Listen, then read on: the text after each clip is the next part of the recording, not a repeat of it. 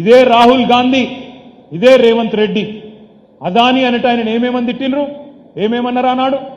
అదాని మోడీ ఒకటే అదాని వేరు ప్రధాని వేరు కాదు ఇద్దరు ఒకటే అదాని దోసుకొని సొమ్ము 609వ స్థానం నుంచి 2వ స్థానానికి ఎదిగిండు మొత్తం ప్రపంచంలో 2వ కుబేరుడు అయ్యిండు దానికి కారణం మోడీ అదాని దొంగ ఆయన మీద జేపీసీ ప్రోబేయాలే స్కామ్ ఇదంతా అన్నోళ్ళు వీళ్ళే ఆనాడు రాహుల్ గాంధీ గారు ఏం మాట్లాడినరో ఇలా రేవంత్ రెడ్డి గారు ఏం చేస్తున్నారో ఒకసారి చూడండి जी और मोदी जी एक है और देश का पूरा का पूरा धन एक व्यक्ति के हाथ में जा रहा है airport ports defence infrastructure storage agriculture storage सेब हिमाचल प्रदेश में सेब कश्मीर में सेब पूरा का पूरा धन एक व्यक्ति के हाथ में जा रहा है और जब हम प्रधानमंत्री से पूछते हैं ये 609 से 2 कैसे पहुंचा बस ये बता दीजिए रिश्ता क्या है हमारी पूरी की पूरी स्पीच एक्सपेंड हो जाती खारगे जी की पूरी स्पीच एक्सपेंड हो जाती प्रधानमंत्री जी के बारे में हिंदुस्तान के पार्लियामेंट हाउस में सवाल नहीं पूछा जा सकता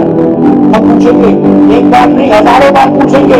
रुकेंगे नहीं जब तक सच्चाई नहीं निकलेगी अदानी जी की सच्चाई नहीं निकलेगी तब तक हम नहीं रुकेंगे రేవంత్ రెడ్డి గారు చెప్పింది ఏంటి అదాని మీద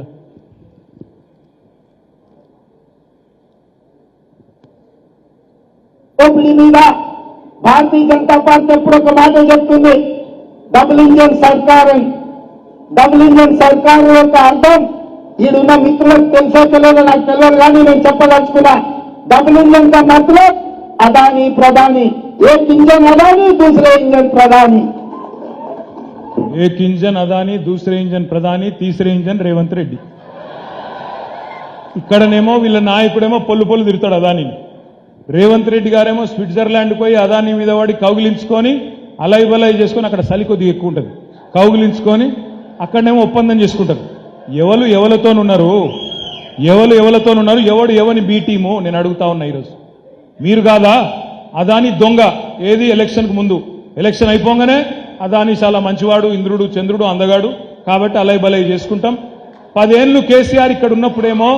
అదాని అడుగు పెట్టనీయలే ఎందుకంటే ఆయన మోడీ మనిషి అని మనకు తెలుసు మరి ఇవాళ ఏం జరుగుతుంది తెలంగాణలో అదాని గారు అడుగు పెట్టడమే కాదు రేపటి రోజున అవసరమైతే విద్యుత్ సంస్థలను అన్ని సంస్థలను ప్రభుత్వ కాంట్రాక్టులను అదానికి ఇయ్యడానికే రేవంత్ రెడ్డి గారు రాహుల్ గాంధీ గారు ఒప్పందాలు కుదుర్చుకొని మొత్తం మన మైనారిటీ సోదరులను మొత్తం తెలంగాణ ప్రజలను మోసం చేసే ప్రయత్నం చేస్తున్న మాట వాస్తవమా కాదా మీరు ఆలోచించాలని చెప్పి నేను కోరుతా ఉన్నా